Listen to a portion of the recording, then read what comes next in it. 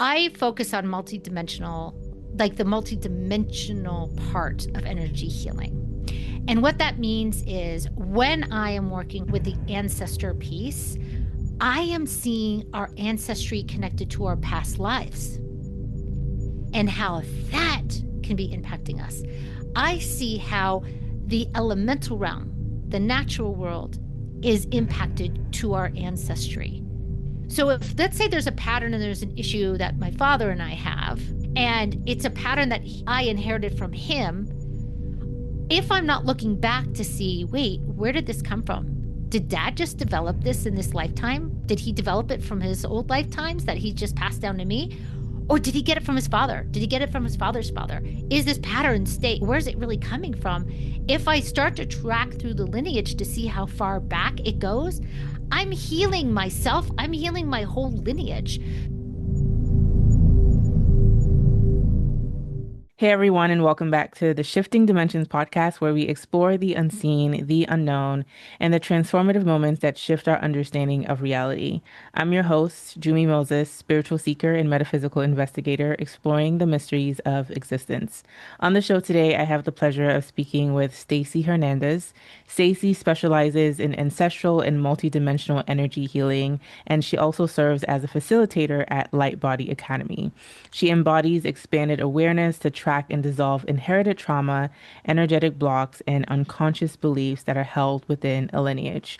Through one-on-one sessions and teaching energy tracking, she supports others in reclaiming their sovereignty, awakening spiritually, and remembering the truth of who they are. Stacey, welcome to Shifting Dimensions. It's such a pleasure to have you on the show. Yes, thanks for having me. Yes, and like I was saying before we hit record, I've been wanting someone to come on the show to talk about all things ancestral healing because I do think it's very important because Yes. a lot of the things that we deal with is not always our stuff. It's the stuff Yes. that has been passed down our line. So I'm excited to get into all of that, but I wanted to start by talking about you and your upbringing. Sure. And I know that ancestral worship was something that you saw your mom do quite often as a child. Could Mhm. you talk about that experience, please? Yeah, yes, absolutely. So I did, and the funny thing is, it wasn't until a few years ago that I actually realized that's how I was raised. It's just funny when you just know things are just so normal in your life that you just don't even realize that it's the way it is. So I grew up watching my mother constantly communicating and connecting with her people, with her ancestors. And it was a process of just like you and I having a conversation right now.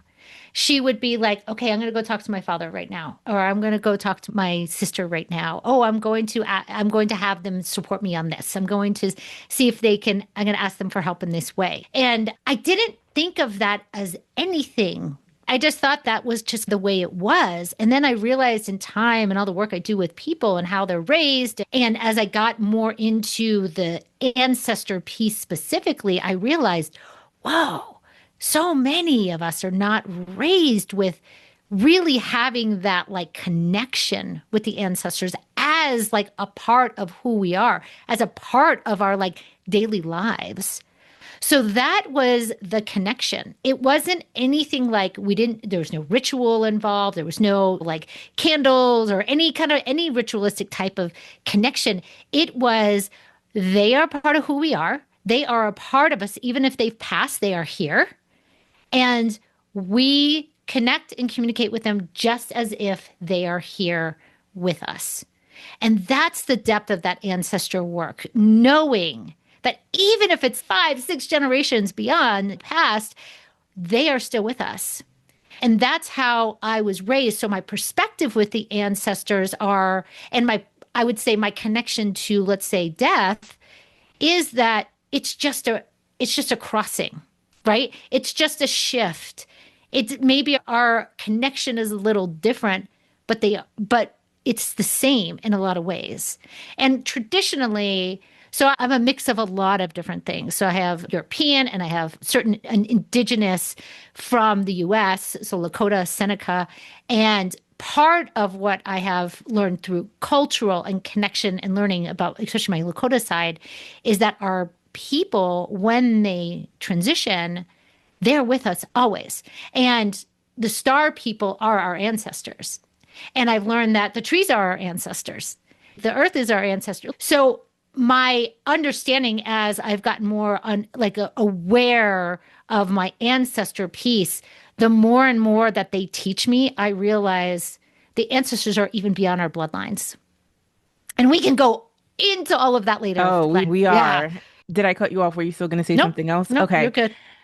Oh, wow, that's so interesting because I was going to ask, who are our ancestors? And also, when you say that your mom would go and say, "Oh, I want to go talk to my uncle," Yeah. was this a prayer? Like, how did the conversations happen, if that makes Yeah. any sense? Yeah. It very different than a prayer in a sense of I think the way a lot of like religions and ways we were raised is like the prayer is outside of ourself. We're connecting with something outside of ourself to ask for something we need or want or ask for support. Yes, like the passing of the relative. Let's say, oh, I'm going to go talk to my father right now. Yes, he there is that soul is different than her soul. But the way I was raised in believing that our people are a part of us, we are a part of them, they're a part of us. So when we're in connection, they're not outside of us. They're always with us. They're part of our team. Like I'm going to call it our spirit team. That the connection and conversation is a going within. And my mom would just go within and just start a dialogue. It's like I would watch the conversations sometimes. And it was more of and often it was internal. Sometimes it'd be external. But it would be like, okay, I'm going to go talk to dad about this. And she would then go and just whatever the conversation was, like, I need advice, I need perspective, I need support. Show me what I need to see, I need clarity. And it's, I viewed it as such an internal process. Now, I didn't understand that. I thought these were like open dialogues because I'd watch her like say something or I would watch her kind of like internally reflecting and having, like, you could see the inner dialogue that was happening, but it was, she would tell me who she was communicating with. But it, I didn't realize it was more of what was happening of this oneness, this interconnectedness piece, because I would see grandpa passed. Now mom's talking to grandpa. I didn't understand it as like an interconnected piece until I got a lot older. That's so interesting that you started off with usually when we think about prayer, we think about communing or talking to something outside of us. But in Yes. talking to our ancestors, at least the way your mom did it, it wasn't a situation where it was an external process. It was an internal process because they're with us. And some could also say they're in our blood, literally, Yes. because they're our ancestors. I think the other piece, which you hinted at in your response recently when you said that you used to think that it was a dialogue. Because I was going to say, she's talking to Hmm. your ancestors. Yeah. Are they responding to her? And is she getting Mm. responses through intuitive hits? Because you mentioned that she would go talk to ancestors if she's trying to get direction or insight Hmm. into something. So I just Hmm. want to know what that back Oh, and forth was like. yeah. Yeah. So her back and forth would be, all right, I'm going to have that conversation. And she would come back later and would say, she, it was more like she would have a calm, like she knew she was taken care of. It could be a dilemma or a situation or needing some clarity. Or then later answers would come. But it was so casual that you wouldn't even know. Again, like a lot of us who are more, let's say, like healers now, we go through training, right? We go through a training to become a Reiki master. We go through a training and we go through a process. This was so much a part of. If she was talking to me, she'd be talking to her father. Like there, it was so much of a normal thing that this question is actually great because I've never really processed what is she actually doing? What's happening as a result? All I know is that she would have so clarity would come in later. I don't even know if she would know it was because of the ancestors. She just would have the answers or some clarity or the next step would come forward and calm. It's like she knew she was taken care of. She knew she was supported. So that's what came out of it for me. The other thing is that what I know I've taken from it is that the ancestors are so actively a part of who I am, my family, and the work I do. And so she she gifted that to me in how she connected, if that makes any sense. It does make sense. And it makes me want to ask too, did she learn this from a religion, right? Because I know that you said that you have a couple of different cultures that you're mixed Yeah. with. Yeah. So I'm just curious, is there a particular cultural tradition or religious tradition that she's pulling from? I know that she doesn't have an altar. She didn't really have Hmm. candles. Like you said, it was internal. She just had a Yes. conversation with them. But I'm curious to know, is it coming from a religious or spiritual tradition from a particular culture? I would say that I don't 100% know because we are like our family is very mixed with all different things that I think she pulled from just her own understanding. I also think that my grandmother was just very intuitive and just constantly was connecting, but she never talked about the ancestors. I never saw that with my grandma. That I just think that this was her I how what I believe is this was my mother's intuitive gift. Like I think she just had an opening. It was her gift to do this and do this connection. Now, it could have been that it was passed down from the indigenous side. It makes sense. The other side would be like more German. And I know that side, I don't think was as connected, but maybe. Actually, recently my grandfather came in, her father, his parents came from Germany. They, my grandfather came in recently and said, I have to go to the Black Forest in Germany. Never been, didn't even know it really existed. So I think there may be something that they're trying to show me around the ancestor piece, but I don't know. Like I didn't ask him why. I just said, okay, can we talk about it in a couple of days when things are a little, I can really focus on it and I have to just sit and meditate with it. But yeah, I don't know for sure if it was completely passed on. It makes sense because I do see, especially on the indigenous side, like certain tradition, certain values and certain things passed down, but we were so whitewashed. Be safe. Get away from the reservation. Get away from the lands. Just be that. I think that if it was so mixed in, but I am seeing the history and pieces of that coming forward. Absolutely. Be interesting to see that. You know how some people who are like, let's say, very culturally connected, how that would present for them. You know? Yeah, absolutely. I could, like, to your point, I definitely can see it potentially coming from the indigenous side of your lineage Yeah. because there are many indigenous cultures that do ancestral veneration and Hmm. worship. That would make a lot of sense, but I was just curious to know if you knew. Yeah. So you said something Hmm. interesting earlier where you said that our ancestors are not always in our bloodline. And I have Yes. to ask that question. Who are Yeah. the ancestors? And what do you mean by they're not always in our bloodline? Yes. Okay. Yes. So we have our bloodline ancestors, right? Our mother, our father, our father's mother, whatever, and goes back in terms of this biosuit bloodline where we connected with these parents. That is part of our ancestry. That's what we know best, right? We may know from a grandpa, a grandmother, a great grandmother. We can understand certain patterns and behaviors that we inherited from that. I focus on multidimensional, like the multidimensional part of energy healing. And what that means is when I am working with the ancestor piece, I am seeing our ancestry connected to our past lives and how that can be impacting us. I see how the elemental realm, the natural world, is impacted to our ancestry. You can have if we start tracking through, let's say, a connection to certain nature spirits, I can then start to see, wow, you were a fairy at one time, and here's a fairy lineage that's coming forward, and this was adopted. You adopted this behavior from this, and this is still carrying through with you to this day. Or let's say, and this is all like the multidimensional perspective, past lives, elemental beings, exospecies, starseed origins, where there's such a vastness of who we are beyond this 3D linear experience that we know of. And that work that you do, you can see it expands so far out. Our starseed origins, each of us have starseed origins. And if you read and connect with some of, let's say, indigenous text, ancient Egypt, you go with the Incas, with the Mayans, like in around the world, Sumeria, often in their texts, they talk about giants. They talk about beings that star beings that gifted them technology to help support them in their civilizations. And that is a part of our origin, I believe. I believe when I track into people's lineages, often I can see their ancestral star connections.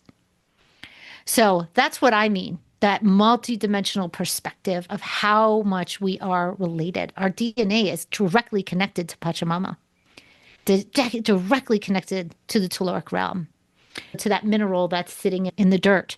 We are connected to that. We came from there.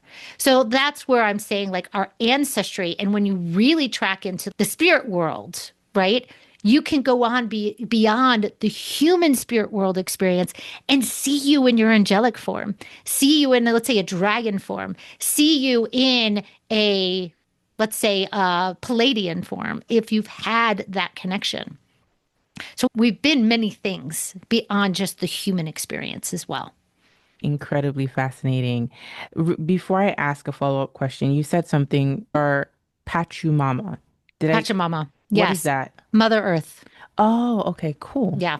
A What lot of, language does so a that? lot of, it's connected more to Latin America. A Okay, lot of, you'll hear it in a lot of Spanish cultures, okay. part of my ancestry as well. So not the Latin American side, the Spanish side, but that piece, Pachamama being like our mother. Yes, everything that you're saying is extremely fascinating, but also I'm not super surprised, right? Because we have had many lives and Yes, we are many things at the same time. yes, And it makes sense the deeper we go into this idea of multiple lives, multiversal theory as well. yes, We are multidimensional people. So it makes sense yes. that we would have a multidimensional ancestral lineage. And I do want to ask, what would prompt you to get to that side of tapping into someone's multidimensional nature? But I'm actually going to put that on hold Okay. first because I think that's an important conversation. But I do want to go back a little bit and talk Okay. about why do you think it's important to be aware of ancestry from a Hmm. spiritual lens? I Yeah. know it's embedded in a lot of cultural and traditions, but also Yes. there are a lot of culture and traditions that see it as demonic in Mm, terms of connecting with true. ancestors. Why do you think it's important to connect with our ancestors? Yeah, I believe that our healing is we have that it's important for us to heal on many layers, right? We have a physical pain, we heal physically. We know that physical pain is connected to mental, emotional, spiritual, our energetic bodies. And that work to connect on those higher levels of existence actually heal us and get us closer to our own personal sovereignty and our full expression of who we are. So spiritually, I believe our that the spiritual part needs to be involved in our healing. And that means knowing that we are beyond just this human body and that healing happens energetically in all these different layers. So, working at the ancestral layer, I am finding there's more of a rapid healing happening for people because let's just think of it as this is the vastness, right? Spiritual healing is here. The mental healing here, meaning I'm pointing outside of myself, right? Like I'm holding my arms open further away from myself. Then we start to clean up the emotional body, the emotions we hold, right? The mental we know impacts our health. Then we can get to that physical. It all trickles down. So, actually, a lot of my work, so I'm a chronic migraine sufferer. And I was doing the whole trying to figure it out physically on my own, right? And I even tried the neurologist thing and the Western medicine thing. Nothing was working until I really started going into the spiritual side, the energetic side of the healing. So now I do it at the different layers and I'm noticing the trickle down. The more I clean up the energetic and the spiritual, there's a mental layer that gets taken off that I don't even have to focus on because it just starts to be removed. Like I just show up differently. The more and more I do this work, I'm like, whoa, that old behavior, that old cycle I used to be in, it just went away. Now I'm showing up this new way. So that spiritual part of the ancestral healing, here's another part that's really important to it. When we are, let's say, connecting bloodline wise. Let's say we want to heal something let's say we have a relationship with our father that we want to heal. And we do it like very mentally. We have a conversation with our Father. We do a forgiveness. We connect. Yes, there's a healing that's happening there. But there's also this energetic exchange. And if that's not getting cleaned up, there's always still going to be a thread there. So when we start to do the healing on the energetic level and the spiritual level, we realize that the lineage is vast. So if, let's say, there's a pattern and there's an issue that my father and I have, and it's a pattern that I inherited from him, if I'm not looking back to see, wait, where did this come from? Did dad just develop this in this lifetime? Did he develop it from his old lifetimes that he just passed down to me? Or did he get it from his father? Did he get it from his father's father? Is this pattern state? Where's it really coming from? If I start to track through the lineage to see how far back it goes, I'm healing myself. I'm healing my whole lineage. So on a spiritual level, on a soul level, they are liberated because they're not carrying in their soul's journey that baggage anymore. And we know with incarnation, the lifetimes that we've lived, often when we pass in a lifetime, we're carrying all that baggage with us to the next lifetime. And we know in this lifetime, we're working to clear that up. So we either come back even clearer or we're done with that incarnational cycle. So when we clean up ancestral and we're working through us, we're clearing our whole lineage. And you will notice a difference with your loved ones. You'll notice a difference. And I can tell you story after story of the work I'm doing and the work that I've seen people do around clearing themselves ancestrally. Then their children start to act different. Their parents start to act different. Their parents, like it's a ripple. It is a ripple when you go on the spiritual level of it. Extremely fascinating. To add to everything that you're saying is with ancestral understanding and healing, it's if you know where your patterns come from, then Yes. you can fully realize and understand why you are the way you are. But what I think is also fascinating with what you're Yes. talking about is this idea of, okay, if I have an issue with someone in my lineage that very well could be still alive because we Hmm. have ancestors that are still living. Absolutely. I could talk to my grandmother. May Yeah. her soul rest in peace. She's no longer living. But let's say I have a conversation with her and I realize I got a pattern from her and Mhm. I forgive her and I release that. But what you're trying to explain is that there's still that energetic shadow if Yes. that pattern did not start from her. So it's Correct. important to not just heal the relationship with my grandmother in the situation, but it's important to really go back and see where this comes from and Yeah. release that energetic or transmute that energetic baggage that Yeah. continues to imprint itself on in the lineage, right? Right? Yes. Is that what you're trying to say? Yes. Yes. And let me give you a quick example of that. A couple years ago, I was in meditation and I got a very clear answer that came through. Spirit came through very strong and said, it's time to heal with your father. And it was just so clear. And I said, okay, what does that mean? And I was fortunate that I got a download of what to do. And every day I was meant to hold forgiveness in my heart and hold love for him in my heart. And that happened for a few weeks. All I was doing was just holding that space. And energetically, what the forgiveness, I saw it as like a frequency of forgiveness, like a wave that would come in, and I'd hold that in my heart. And things, I just noticed, like I just watched things leave. Now, I didn't know what they were. I didn't ask. I didn't analyze. I just watched energy move out. After those couple weeks, I started thinking of my father differently. And anything that happened in the past, I didn't have a charge with. Any trauma, anything, like I didn't have a charge with. All I felt was love for him. And to the point where I called and I said, you know how much I love you? I love you. And our relationship is a 180 now. And there's so much joy because he didn't have to say anything because he shows up differently than I can show up. He didn't have to say anything. It's the way I hold my energy with him. I just hold a place of love. And yeah, sometimes there can be some triggering moments, but I don't react. I don't even get triggered. I just am like, I love him for who he is and how he's showing up because I know this is who he is and this is how he can show up. And so there's just this love that came over. And then after watching that and this beauty of this relationship that's developed and like the joy he has in his life because it trickled through to him to be seen and loved by someone in a very deep, soulful way. I now see my connection to his father growing, and I ask him questions about his father now. And he doesn't have a charge around his father. Because I remember he used to say things that were like charged. You could tell he was talking about his trauma. But now it's, yeah, my dad really did care about me. He would come and hang out with me in this. I never heard stories about grandpa being around and giving my dad attention growing up. And so I'm watching it now go through. And because of my shift in my love for my father and how that changed, now my relationship with my husband's different because I cleared a masculine wound too. And now my husband feels seen more.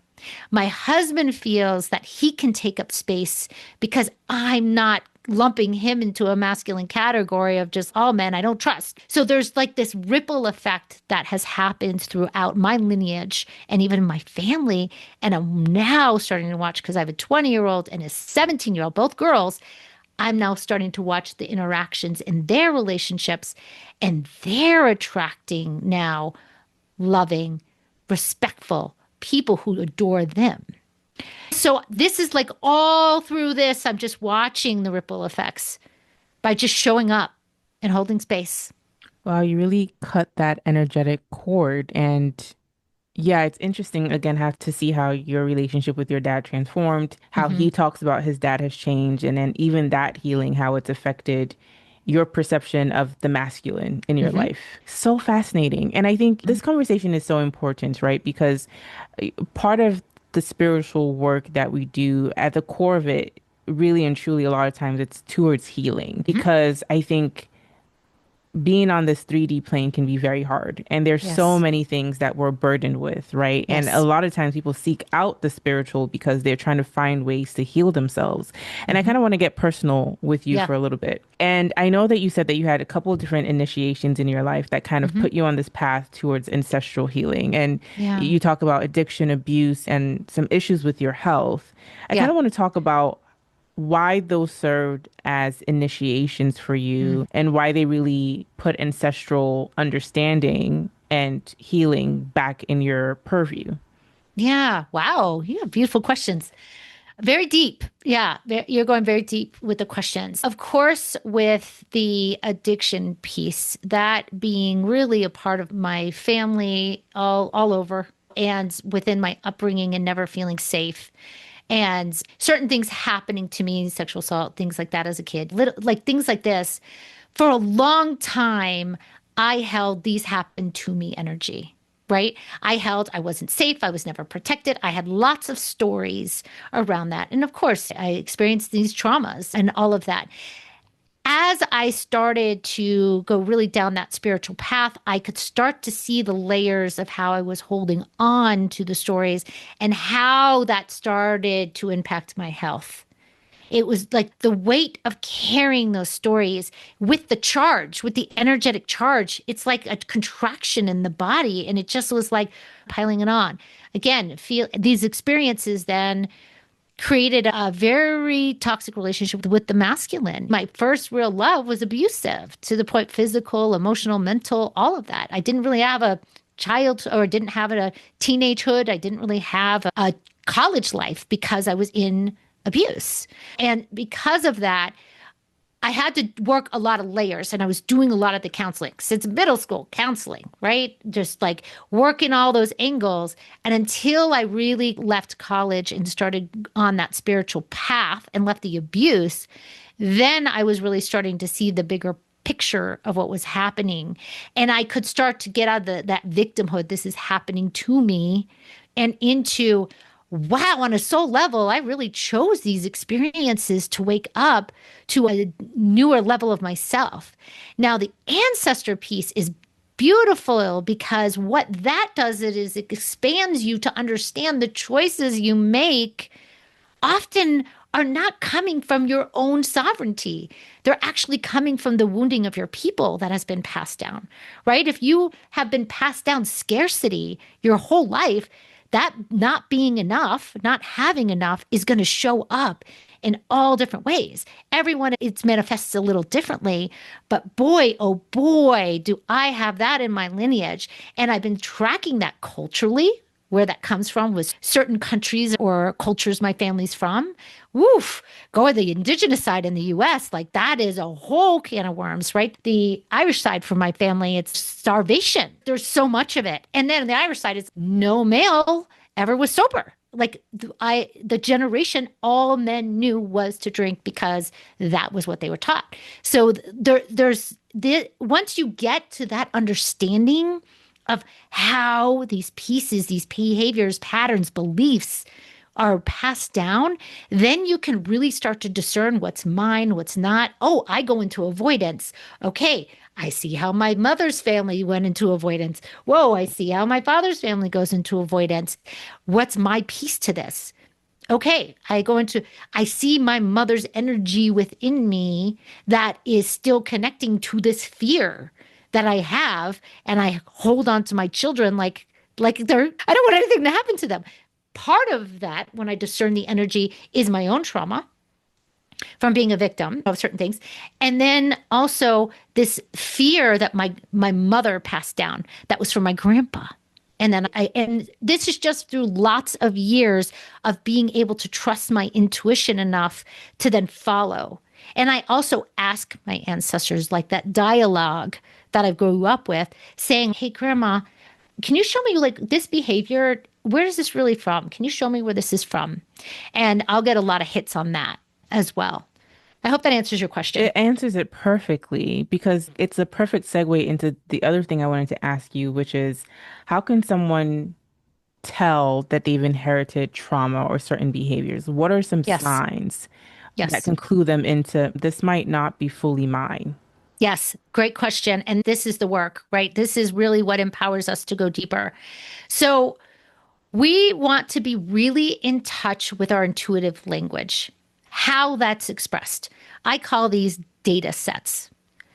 So you want to see what the data sets are that are being expressed to you.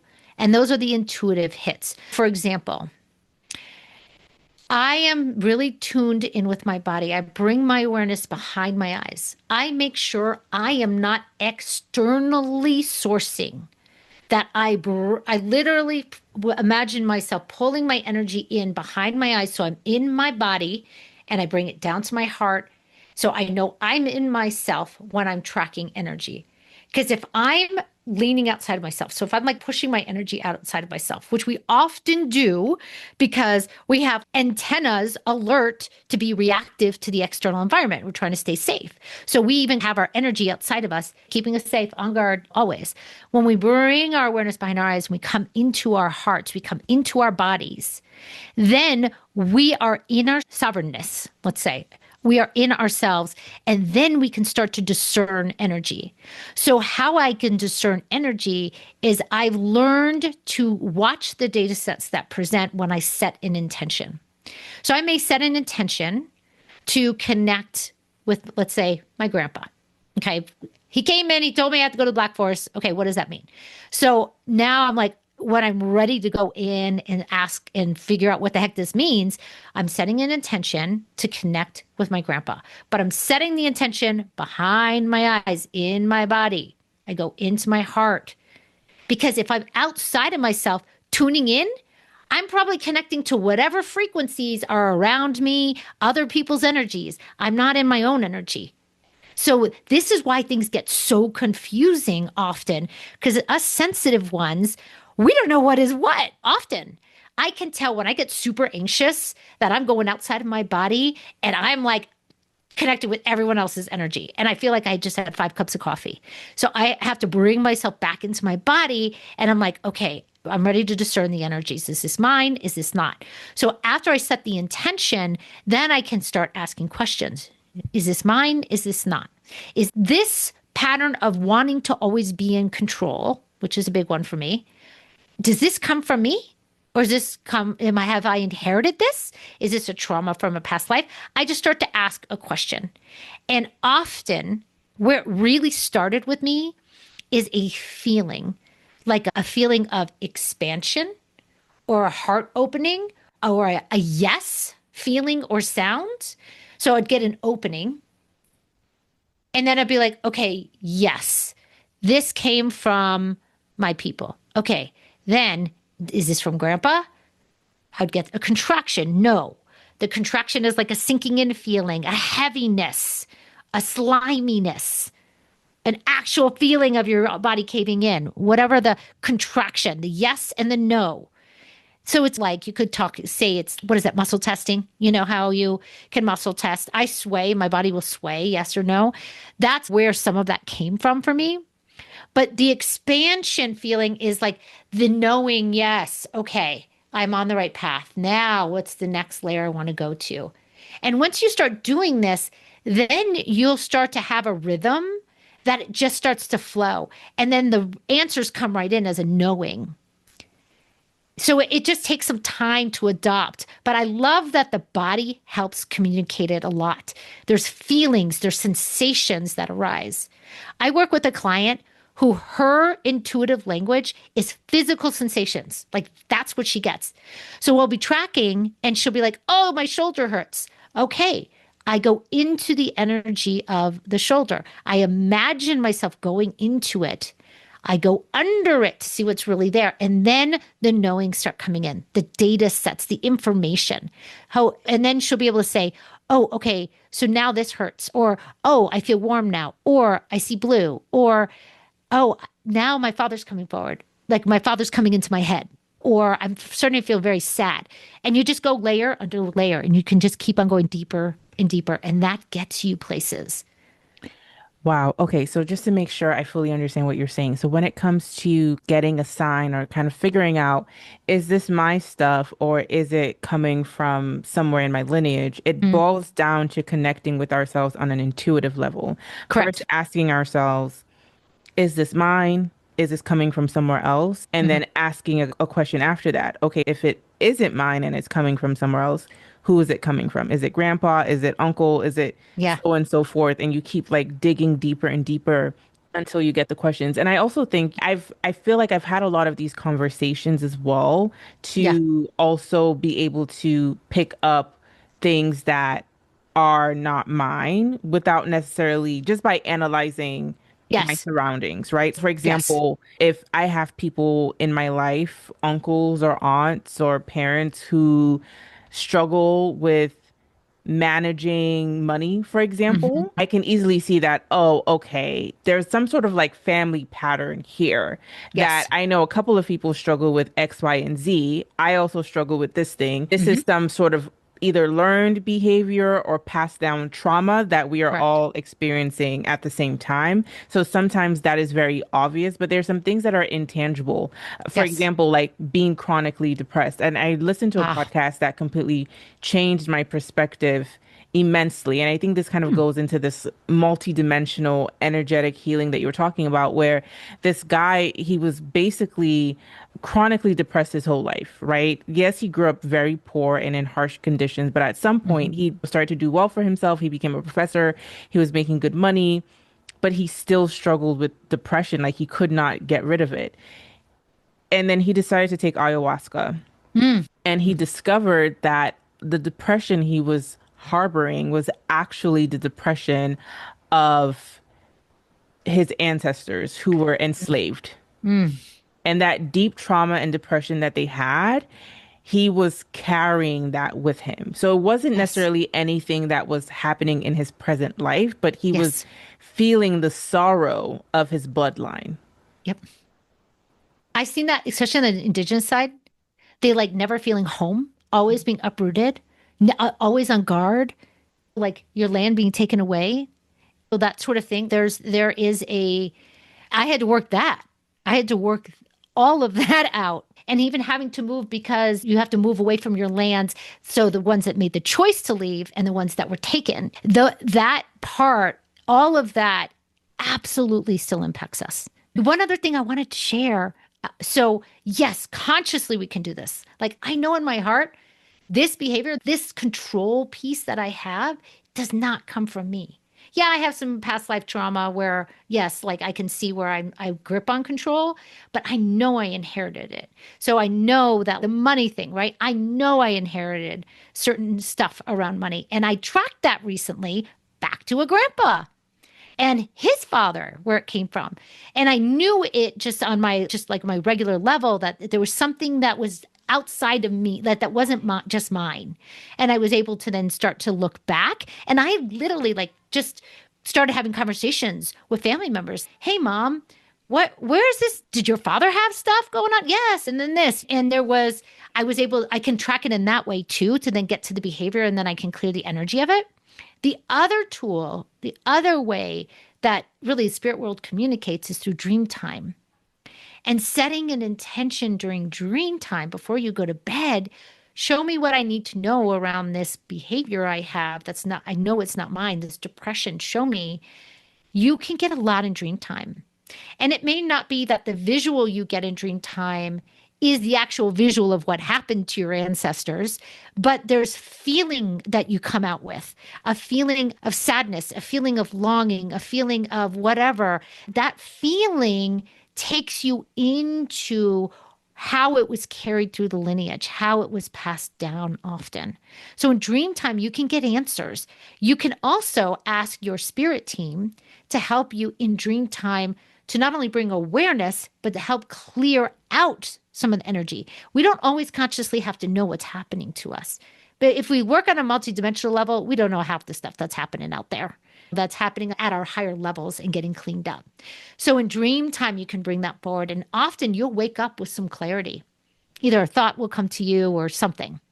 I love that you said that because it gives us the power. Like we know it's important to know that we can do some of this healing and clearing ourselves. And that's why I love having these conversations and speaking to people like you, because it's, yeah, someone can go to you, and I encourage people who are seeking your services to reach Mhm. out to you. But I think it's also important to remind ourselves that we have the power to Yes. be intuitively guided, and also request that, okay, you might not necessarily know what ancestor is coming from, but if you're struggling with something, you can ask for whatever energetic components are involved that keep this Yes. cycle in your life. You can ask for that to be cleared. And I love that you gave that example about the dream state, because Mhm. we don't have to be conscious. And sometimes when we're not fully conscious and our brains are at a certain wave length, that's even Yeah, more powerful for healing. for sure. So I want to ask too, you talked about it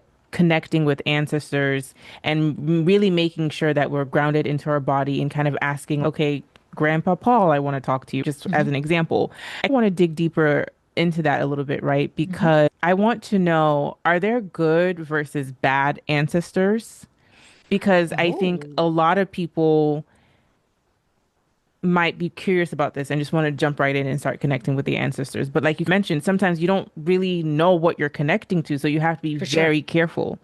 So I would just love to hear your thoughts on that. Yeah, for sure.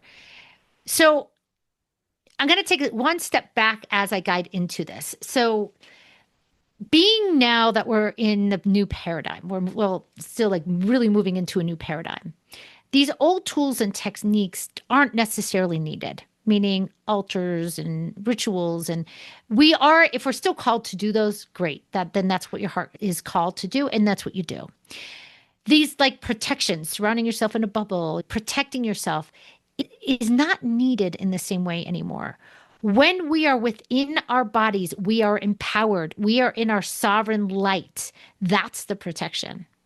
Okay. So as I say this, often the old paradigm way of doing the metaphysical thing would be surround yourself in a bubble, now start connecting with the energies. Because we were always outside of ourselves. We were living in a power over dynamic frequency as a collective. That is shifting, that is getting cleaned up. There are still dark forces out there, but they don't have the hold that they used to. So when I say that, we are moving into no right, wrong, good, bad kind of energy now. We're not in polarity like we used to be.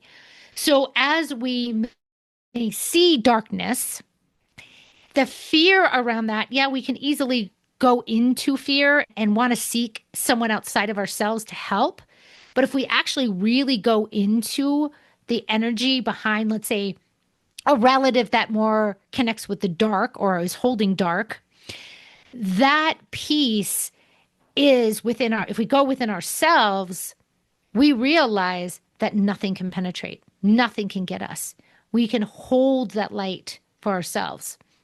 When we start, so when I, a lot of the ancestor work I've done, I've seen a lot of like ancestors cast spells, do bad things, like lots of secrets start to come out when you do the ancestor work. And you can see how, excuse me, how that has impacted the lineages for sure. You can see angry ancestors. You can see scary ancestors. Remember, as a little kid, you may have been scared of a tall uncle or something. Like you, that sort of energy can come forward. You can see the decisions they've made that have created disconnection and pain and that sort of thing. What we have to remember when we're connecting with the ancestors, we are connecting at their higher levels.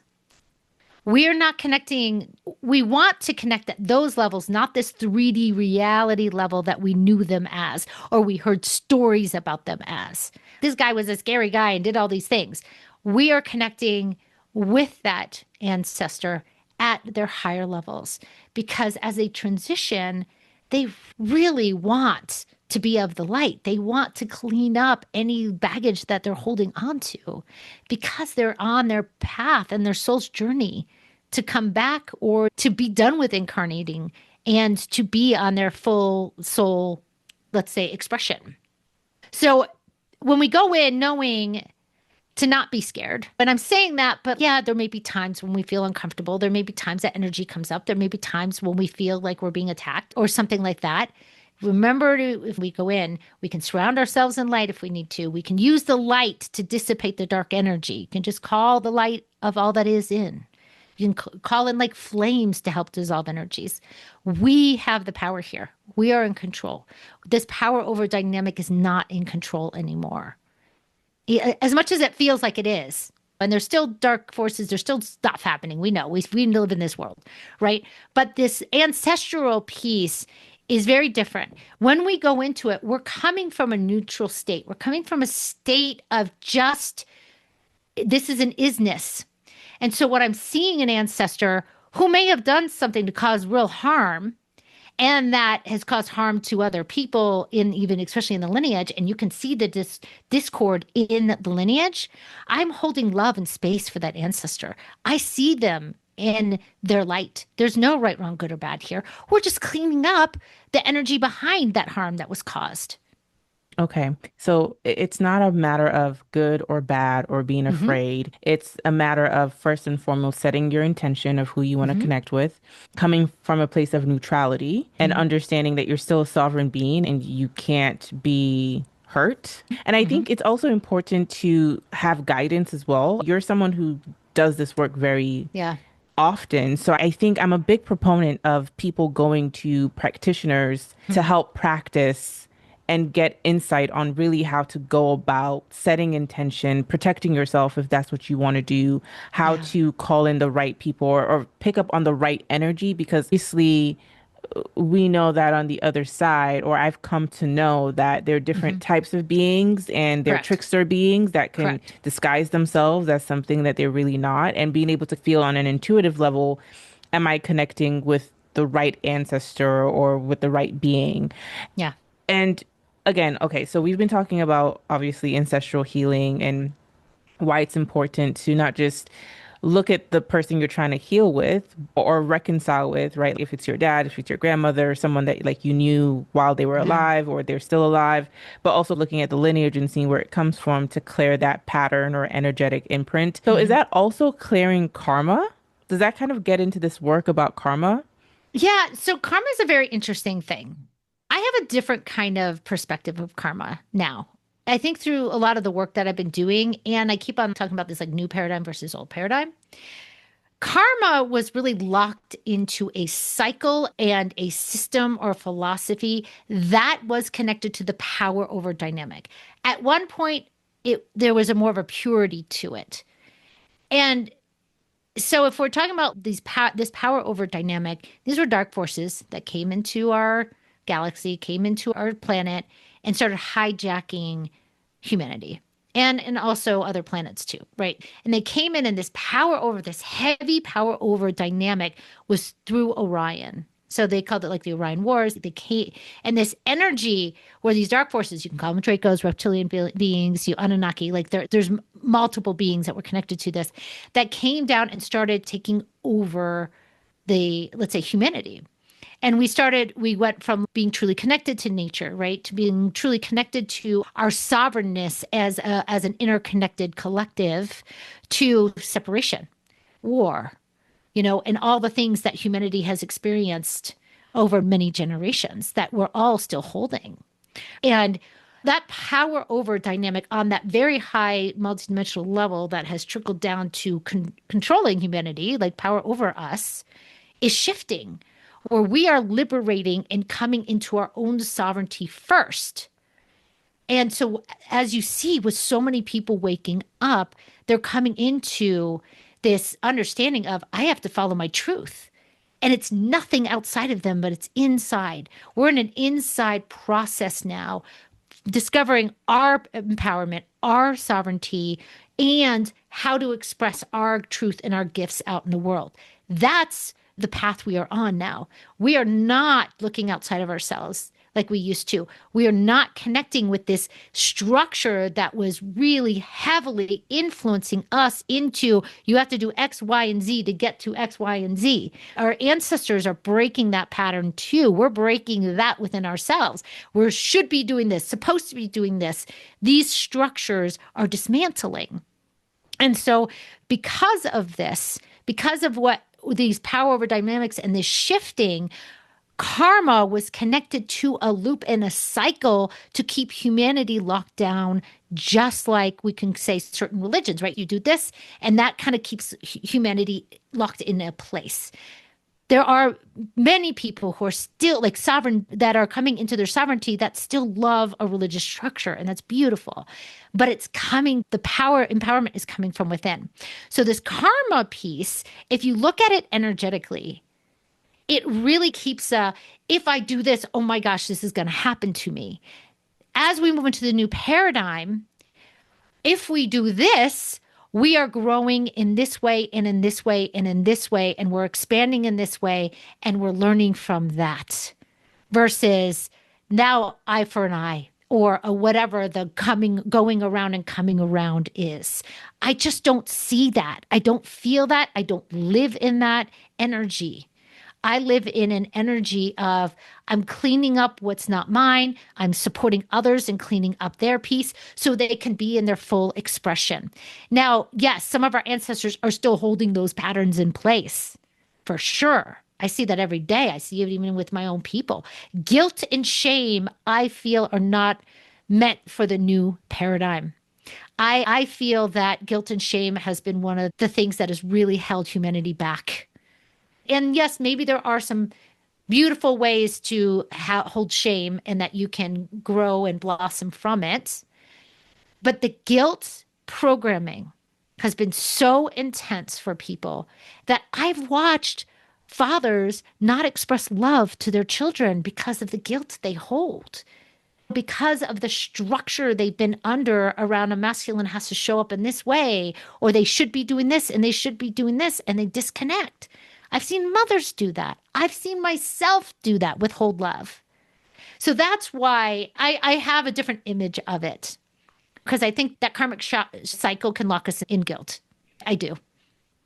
I'm so happy that you said everything that you said, because I'm coming to that awareness, a similar awareness as well. And as you were talking, when you said that we're moving away from this paradigm of, if you do this, you get to this, and it's more Hmm. about just like growing and evolving. Something popped into my head, which was, we're clearing and we're healing and we're looking at energetic patterns so we can shift closer and closer to heaven on earth. Oh, And yes.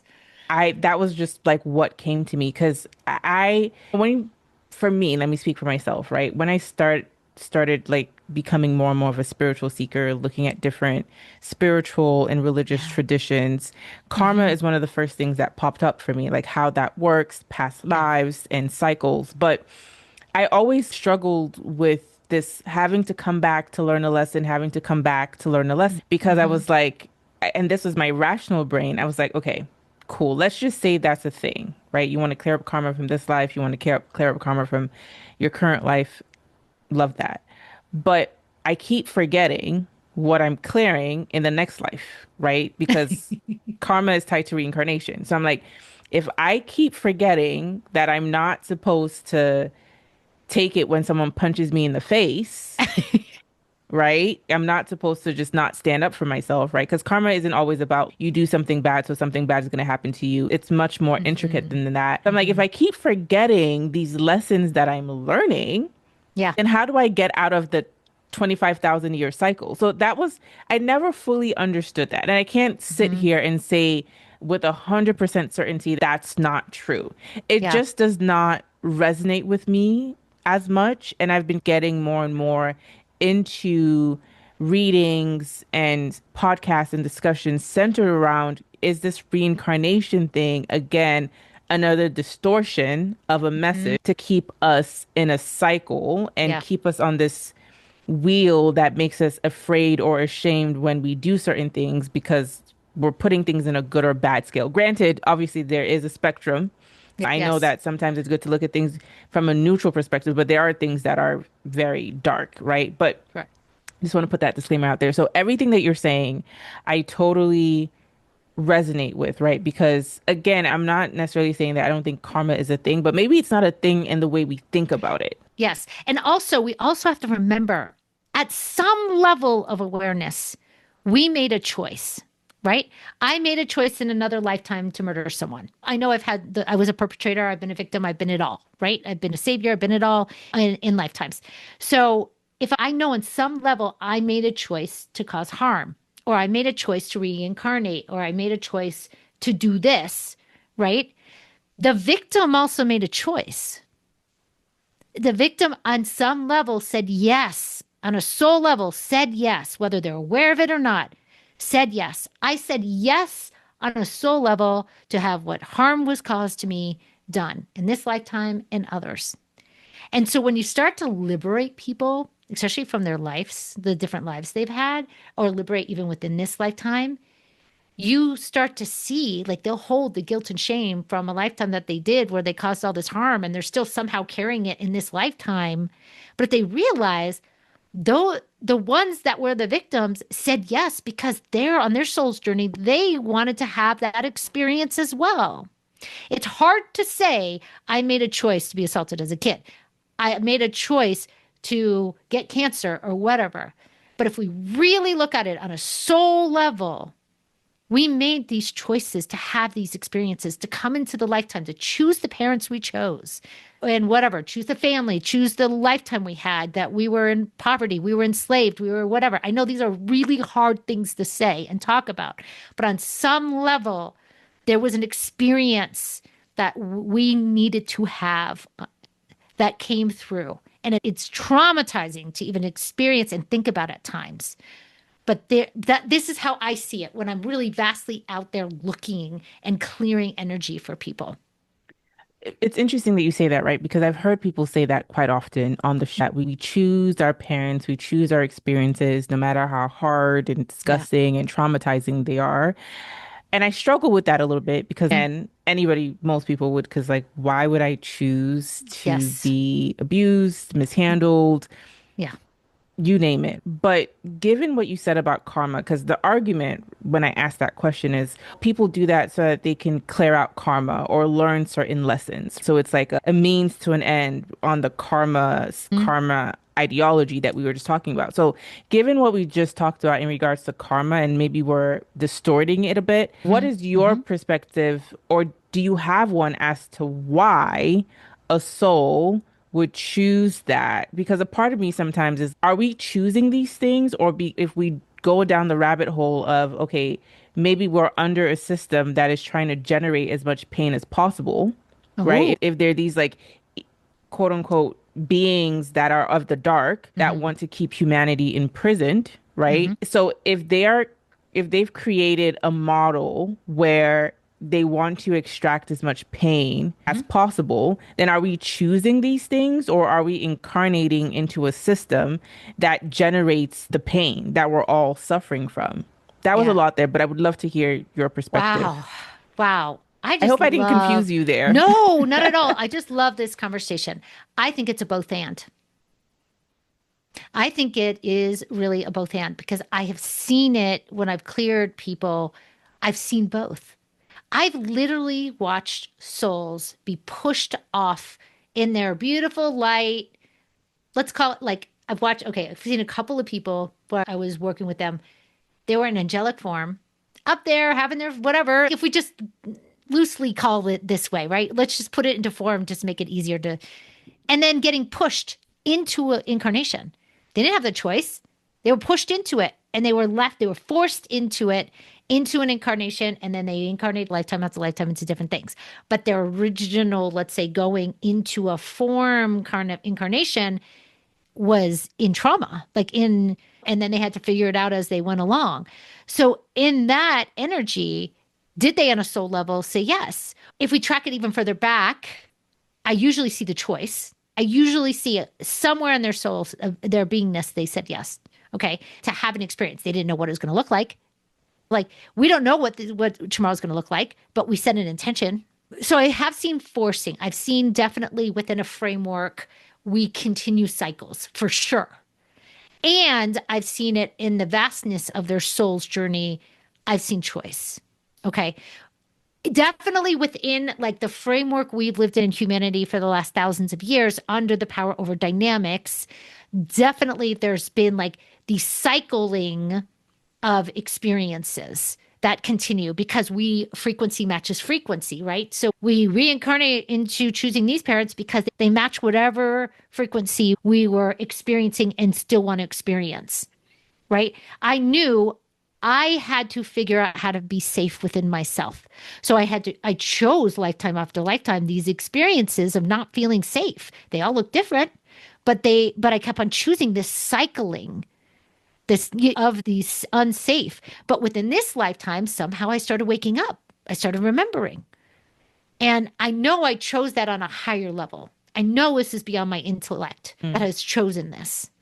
So I hope that answers your It question. That's a does. both and. Yeah, it's a both. And there isn't like a straightforward, this is Mhm. why my soul would choose to come and do this. And I think it is fascinating that you said some people are like forced into an incarnation. And when I hear things like that, it just, again, it's like that world, the spirit world, right, is so much of a mirror to this world. And it's not all love and light. There's like a lot of gray area, right? Yeah. And this idea of choice, right? Because that brings up this idea of do we all really have free will? But that's just going to Oh, get us oof. off track, which I think yes and no. It's Yes. yes, it's I think it's both. I definitely think it's both. And again, it's just very fascinating, right? Because going back to this idea of, okay, some people say that we're on a prison planet, we're on a planet where these dark forces are trying to take control, which is very synonymous to a lot of, what I've heard in Christian rhetoric. I don't know Mm, if this is necessarily in the Bible, mm, but like the fact that the mm. devil has dominion over the earth, right? So there's been a lot of this talk about like dark entities holding humanity hostage. How do you resonate with that rhetoric? Do you think it's healthy to speak that way? Does it make you feel powerless? Or Mm. how should people like think about that? Yeah.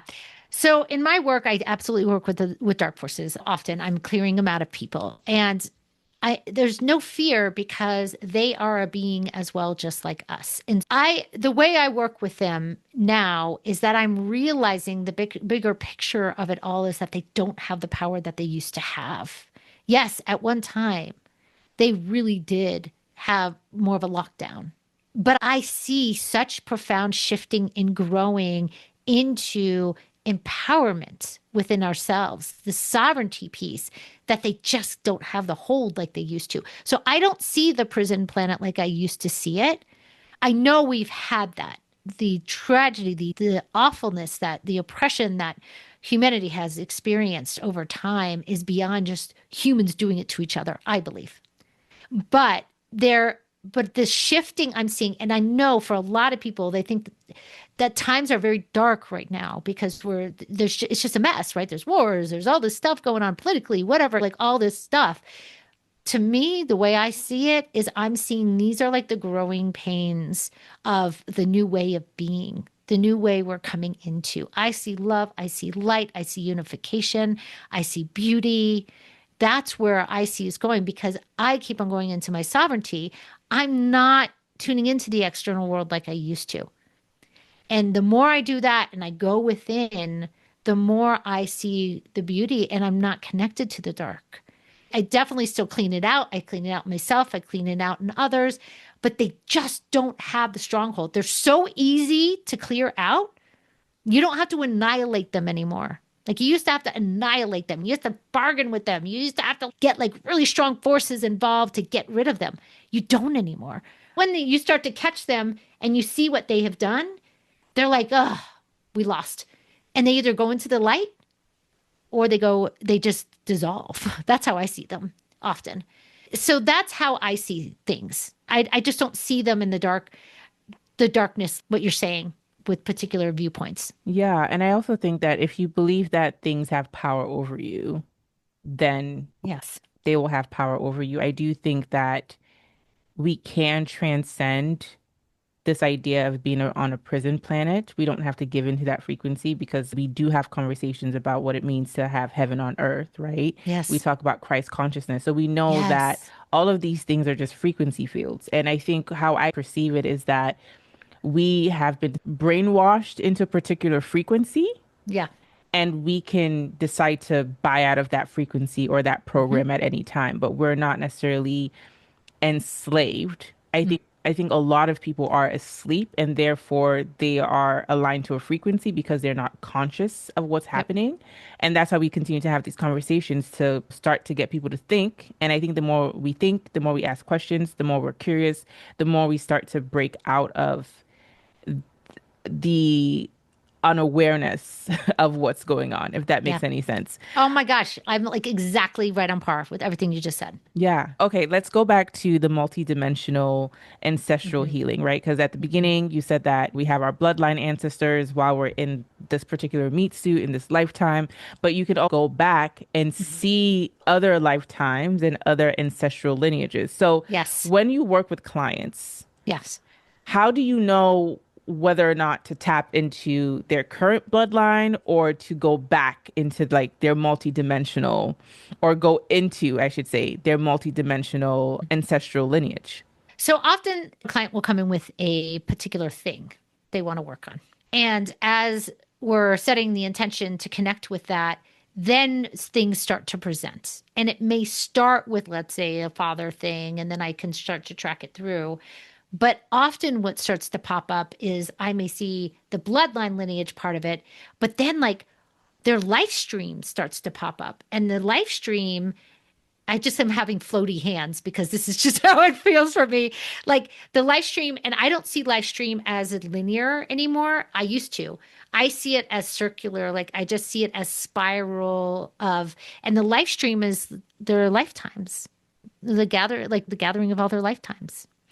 And I'll start to see their live stream start to present, and then lifetimes will start to pop up. And I'll be like, whoa, you were this this is a lifetime where you were off planet and you were on a galactic council and you were making a decision about this and your planet got destroyed and Stacey, this yeah, oh sorry, I don't sorry. mean to cut you off. I just have Sorry. to interject really quickly. I'm curious Yeah. to know, how do you see these? Oh, Are they images in your mind? yeah, mind's eye. Yes. Thank you. Interrupt anytime. Yeah, because I'll just keep on going off. Continue, please. Yes, I'll see them often in my mind's eye. Sometimes I will see figures that come forward.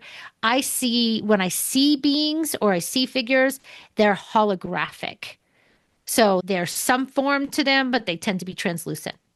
Like today, I was just getting some body work done, and the person who was doing body work on me, their father showed up and was standing in the corner, and I couldn't stop. looking at that. I couldn't stop connecting.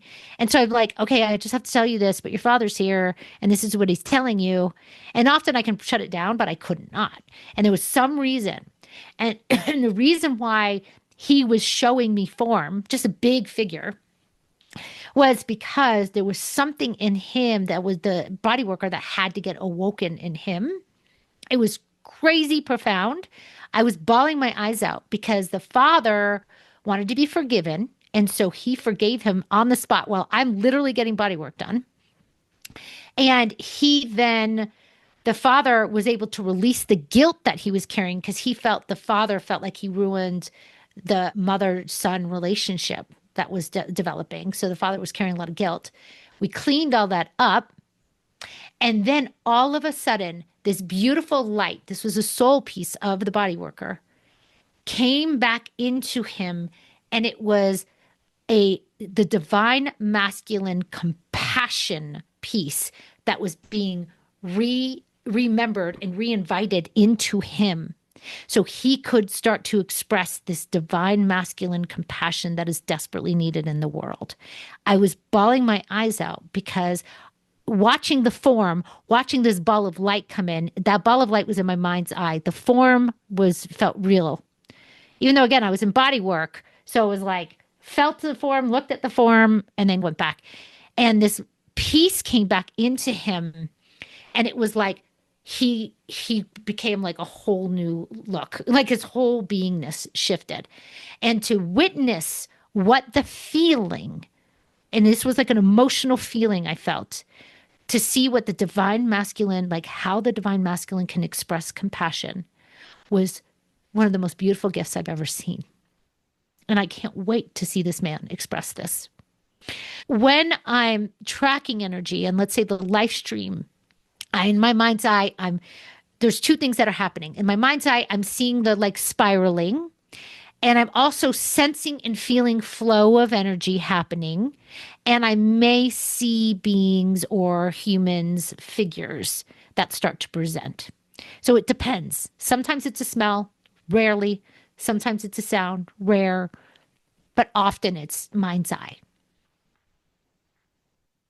Again, just to make sure I fully understand. So when you're working with clients, it's not like you necessarily know that you're going to tap into their multidimensional ancestral Mhm. lineage. It just comes to you Comes. because if they come in to heal something specific, then you are focused on that specific thing that they have to heal in whatever lineage, whether it's in this current dimension or if it's a multi-dimensional lineage, then that is what kind of pops into your head and comes forward. Correct. Do you have any stories you could share where you were Yeah. working with a client and they had some sort of multi-dimensional or extraterrestrial Yeah. lifetime that they had to heal from? Mm. Many different experiences that have happened. I was working with a guy who has spent a lot of time out in the woods, and he has seen Sasquatch. He has seen Sasquatch beings. And he didn't necessarily know the spiritual side of anything. This is just, oh, I see Bigfoot kind of energy. But he didn't know the spiritual side of it. He asked me to start tracking through.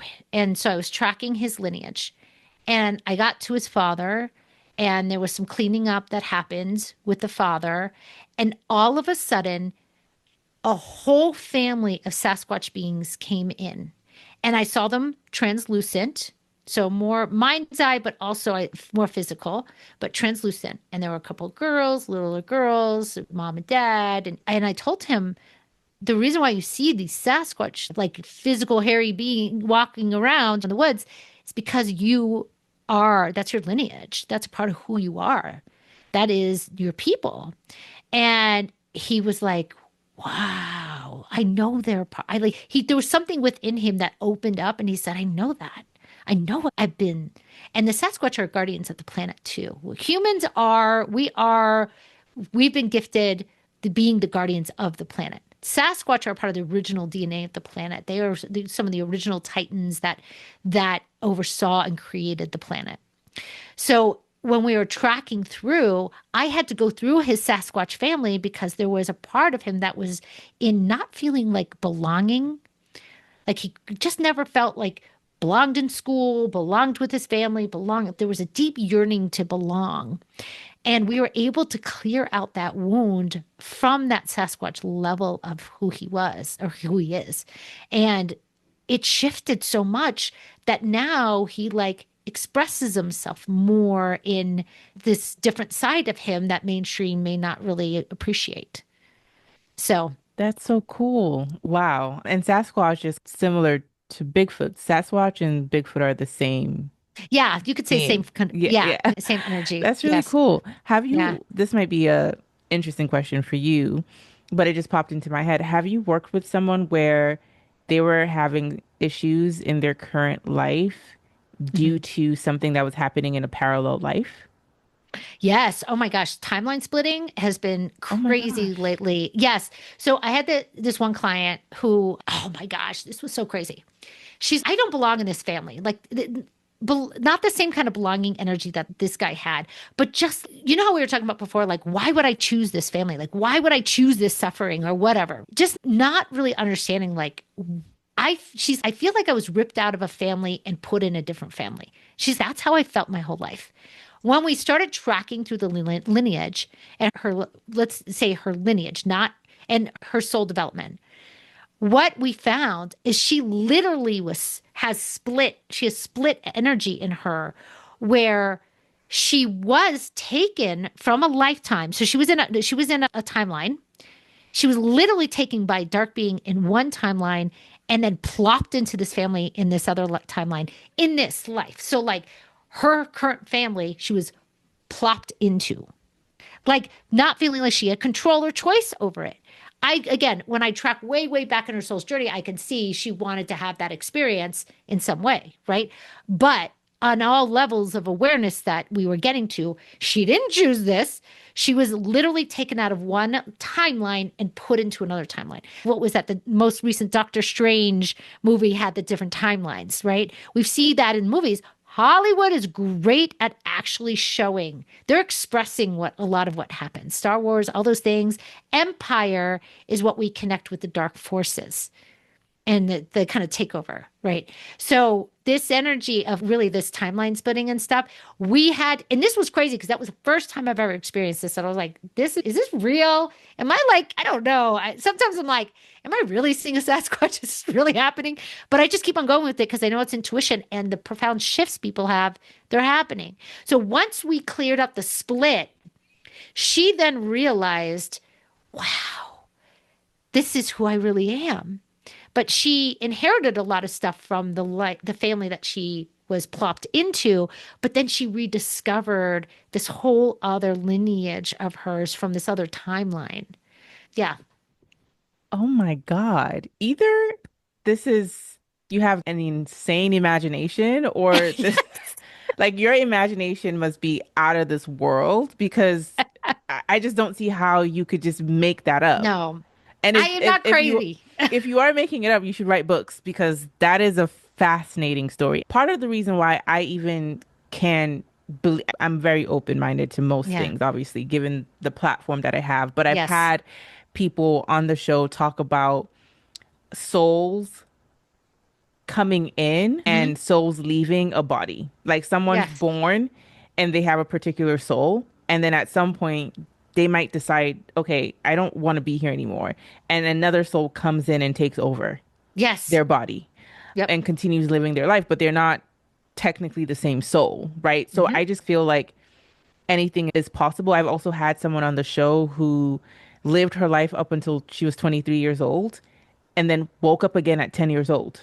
And Mm. she could tell she was in a different timeline. It was Hmm. her family and everything, but food tasted differently, the colors were slightly different, the atmosphere felt slightly different. So I've heard of stories about a soul being put into a new body, a body that's already growing and it's not like a brand new baby. And I've heard of Yeah. people waking up in new timelines. So I do believe what you're talking about is Hmm. possible. Freaking fascinating. I have so many more questions, but we could be here for 10 more hours and Oh, I maybe we don't want could. to do that. Oh, Just wow. one more question to ask you before we start to like wind down. And I think this Yeah. is important, right? Because we're talking about ancestors, and something that you talk about a lot is that how death rites could also help Yes. in energetic healing. And I would just love to hear about that.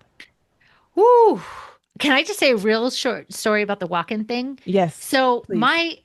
one of my daughters had a switch. I think she was like 12, and she was like this one way of being, right? And then it was just like just dramatic switch. Oh my God. And I went down that rabbit hole of going into, is she a walk-in? Because and like walk-ins usually don't have memories be after Yes. before they've walked in, so she still hold the memories. But I was down that rabbit hole for a while trying to track, and I found she had a glitch in her. So she jumped into around 12 years old. Mhm. She was being bullied. She got scared. She literally energetically put herself in a glitch, like in a glitch in the universe. There's like this, she opened up like a portal, Mhm. stuck herself in there and locked herself in. But then, because she was a 180, she like Mhm. totally switched. And it took a couple years for me to find it. But I did feel like she was in a walk in for a while.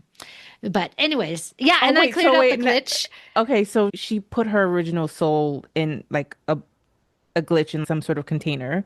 Yeah. Another soul came, took over for some No, time. no, I thought okay, so a walk-in is when a soul leaves the body and walks into the that body. Okay. Yes, I right. thought that's what It- happened. okay. Oh, you But thought it was what and is I that? was tracking the energy and I couldn't, because she had the memories and because there were other things that made me think, no, she's still her. But she like literally took a big soul piece of herself and pushed it out of her, put it like in a portal and locked it down. So she was fragmented a bit. She was fragmented. Interesting. Yeah. So soul retrieval is fragmentation. We fragment Mhm. ourselves. That happens. We still do this. Yes, Watch of people do course. that, and we reclaim. But this particular piece, so her depression piece, it was like, what is this 180? It Hmm. because I couldn't track it through the lineage. I couldn't track it any other way. And I'm like, is this a walk-in? Because it was such a 180, and it wasn't. It happened to not be for her. I was able to find the glitch. And she was able to, I worked with her to reclaim it back into her. And now she's like, her happy, jolly, good luck self. Like, but she's still working through a little bit of stuff. But it was like, whoa. So the walk-in piece, I literally thought was happening. But it was just like a fragmentation, and now you were able to reintegrate all Hmm. parts of her soul back to her so that she could have like her full Yeah, personality. That is so fascinating. yeah, We yeah. need So an the things. episode dedicated to some of these Sorry. other rabbit holes that we could get into. No, don't say sorry. I Oh my love gosh. this. I love this so much. Okay, Yeah. back to the to Death burial rights. rites. Yes, Yeah, death death rites. rights. So this is really truly connected to the ancestor piece. So with the death rights, we know that when a soul passes or leaves the body, they don't always go to what their next destination is. The person I just listened to that you just launched on your podcast is was talking about ghosts and how they'll hang around. A lot of times there's unfinished business. There are things that need to be cleaned up. The death rites is that process of cleaning up whatever that soul is holding on to so they can go on to if they want to incarnate again, if they're choosing that, or maybe they don't even say choose anymore. If that's the next step in their soul iteration, or if it's something else. But what the death rites does is it's through a surrogate, so it's usually through a loved one that holds the space to call in that loved one that passed, and we clear up the energy. But the interesting thing about the death rites piece is that often what's getting cleared up is the stuff in the ancestry. And it's so the person may be holding some guilt of things that they did to their, let's say it's a father and they did things to their children, like yelled at them or whatever. You're cleaning up some of that stuff, but you're also cleaning up anything that soul needs to release in order to move on. So it could be something from the grandfather or the father. Let's go back to scarcity that is still holding in the lineage, and it's got to get cleared out of that loved one so then it could get cleared out of the younger generations. In that way, that soul can leave. So there's a lot going on in a death rites that is beyond just clearing the person that it has passed. So it does it include certain rituals or prayers? Do you just say it like a blanket statement as depending on what your culture is to make sure that the death rites for your culture are carried out? I'm just trying to understand Yeah, yeah. how does someone do this ritual to make sure that they're clearing out whatever Hmm. needs to be cleared out? Yeah. I think death rites really needs to be done from a practitioner in whatever belief system you may have. right? So if it's like a priest or a minister, or if it's whatever tradition, if there's a traditional piece there, but you can also do it with an energetic practitioner, and you go beyond, let's say, the tradition or cultural pieces, because an energetic practitioner can clear out any traditional or cultural pieces that need to go. So, an energetic person, that could be a shamanic focused person. It could be more of a death doula if they're trained in a particular way to clear out energy. We know shamans are known to clear out energy. Certain indigenous practice and their death rites, they're clearing the energetic holds or threads or blocks that are ready to be released. The way I do it is I'm working through a system of unwinding the energy centers within people. And as you say, I didn't say chakras because, again, chakras are connected to a power over dynamic model that got hijacked. They originally were in aligned energy, and they got hijacked. And so I work within energy centers, and I don't put a program or a cultural program around what a chakra is. Okay. So I use it as the energy center within our body, and not the beliefs or programming behind it.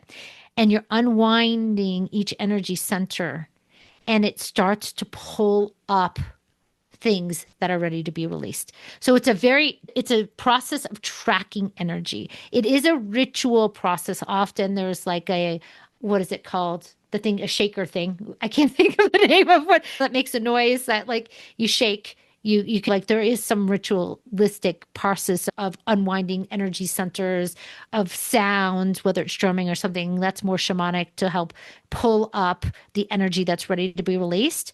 But then I'm also doing it within the same way I do one-on-ones and connecting with people, where I'm tracking the energy of the lineages, I'm tracking the energy of the life streams, I'm seeing where the blocks are, if there's entities that are holding on that are ready to be released, I'm talking it through with them. So the them is the person who wanted to do the death rites, the one that's alive, that wants to do the death rites for the loved one. They're holding the space. I'm working through them, and we're then clearing the one that's passed. Okay. But often we're clearing that person who's the surrogate too. That makes a lot of Often. sense if you're doing energy work. I have to ask, because you just sparked my curiosity. In what ways has this whole like Reiki system, chakra system been hijacked or misunderstood or distorted? Yeah, I think when we're talking about those power over dynamics, we're talking about structures, right? And however the dark forces like hijacked it, they created philosophies and structures that it has to be done in this way. It looks this way, it's this way, and it's got to be done this way. And there's particular energies. If you feel or sense the chakra overlay, you can feel some blockage. You feel like I feel resistance, like I feel like locked down. I feel like there's not freedom. There's not that expansion that we talked about, how a lot of people feel their intuitive voice saying yes. And if you remove, let's say, the overlay of the teaching, and you go back to the original source of the energy center, now it feels expansive. This is that Okay. sovereignty piece. Now I know people who are like, love the chakra model. It works for them. It's empowering for them. Wonderful, great. I see it as this overlay that's been hijacked, and there's form and there's structure within it that shows if you don't do this will happen. If you don't do this, you have to do this. You have to, that there's not a freedom and an expansion in it. Okay. That's very interesting. I talk a lot about the chakra systems on the podcast. I haven't done too much of a deep dive on a personal level. I've had like my chakra balance. I can feel when Mhm. my throat chakra is blocked. I can feel when my sacral chakra is blocked or solar plexus. It like the energy is very heavy there. And I think I've become Mhm. more prone to feeling it or being Yes. aware of it. But I think what you're trying to say is that it's expansive and it's fluid, and we should be able to tap into it without it being systematized. Yes. So you're sensing the energy center of the chakra, energy center of the throat. There's just a teaching that was put on top of it, like a program that was put on top of it.